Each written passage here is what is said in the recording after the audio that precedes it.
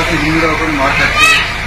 আরে ভাই হিন্দু বলে সারা পৃথিবীতে হিন্দু আছে, তো সারা পৃথিবীর হিন্দু আপনাদের ঠিকা নিচ্ছে নাকি? না না না না না, আক্রান্ত কিছু না। শুনুন, ইন্টারন্যাশনাল রুলস আছে, যদি প্রকৃতি কোনো জনে আসে, দুর্যোগ আসে, তখন মানে রাষ্ট্রের সীমানা থাকে না, তো সব ওপেন হয়ে যায়।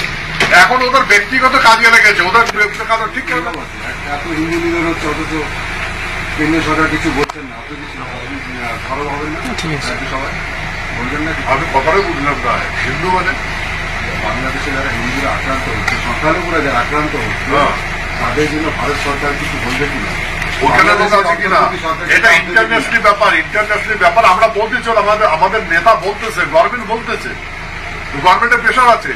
পৃথিবীর ভিতরে এখন 5 নম্বরে, পৃথিবীর ভিতরে আমাদের ভারতবর্ষ 5 নম্বরে আছে। হ্যাঁ, এখন ঋণ সম্বন্ধে পৃথিবীর সমস্ত দেশ ঋণগ্রস্ত, কিন্তু আমরা ঋণগ্রস্ত নই, আমাদের অল্প ঋণ আছে। হ্যাঁ, গতিকে আপনাদের ভারতবর্ষ সমৃদ্ধশালী, আর গতিকে ভারতবর্ষ এখন কারোর সঙ্গে খারাপ মনোভাব নিচ্ছে না, আর কারোর সঙ্গে খারাপ ব্যবহার করতেছে না, কারোর বিষয়ে মন্তব্য করতেছে না। আমরা কামনা করতেছি ওরা নিজের প্রবলেম ঠিক করে, যা ধর্ম আছে, যারা ধর্ম অবলম্বনী আছে, তারা নিজ নিজ ধর্ম পালন করুক, আর ওখানে সুন্দরভাবে তার মাতৃভূমিতে বসবাস করুক। বাংলাদেশে যারা হিন্দু আছে তাদের ওটা মাতৃভূমি, তো মাতৃভূমি ছেড়ে পলাবে কেন? হ্যাঁ,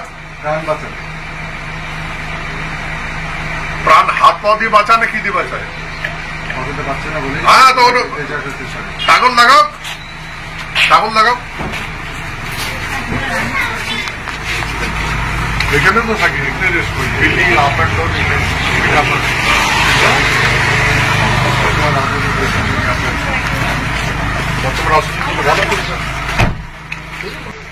আমাদের ভারতবর্ষে একটা রুল রেগুলেশন আছে, এখানে উইদাউট অফিসিয়ালি এখানে আসার দণ্ডনীয় অপরাধ।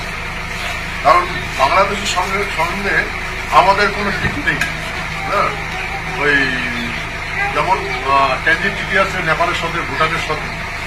ভুটানের মানুষ বিনা পাসপোর্টে আমাদের ভারতে আসবে, নেপালের মানুষ আসবে, আমরাও যাবো, সেটা আমাদের সেলফ আইডেন্টি কার্ড দেখাতে হবে। কিন্তু যারা বাংলাদেশ থেকে আছে তাদের ভিসা পাসপোর্ট অবশ্যই দরকার, যদি না আসে তাই সে দণ্ডনীয় অপরাধ। আমরা যদি বাংলাদেশে যাই, তাহলে আমাদের ভিসা লাগবে, পাসপোর্ট লাগবে।